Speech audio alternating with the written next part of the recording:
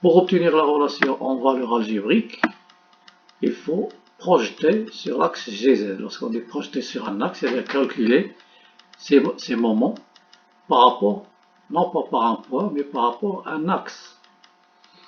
Donc si on regarde le moment de la force F par rapport au point G, GZ, Z c'est l'axe qui est perpendiculaire à la figure, puisque ça c'est X, ça c'est Y, donc GZ est perpendiculaire à la figure.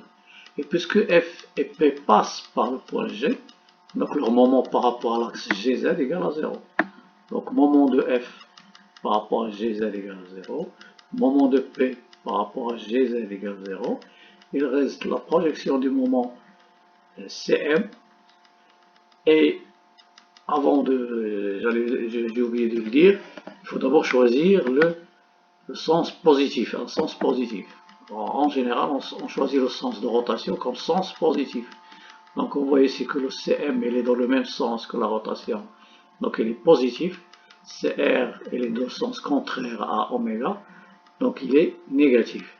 Donc on obtient plus CM moins CR égale J θ seconde. Quatrième étape, d'après les données et ce qu'on veut calculer, donc par exemple, si on suppose qu'on nous a donné CM, CR et J, d'accord, on peut calculer l'accélération par exemple.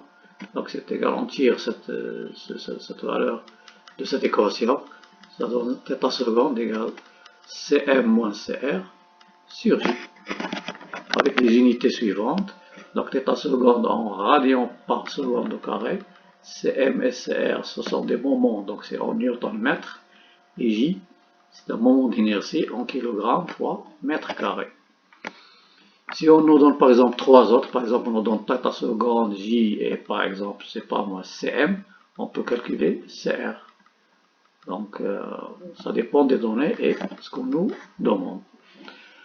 Voilà, j'espère que vous avez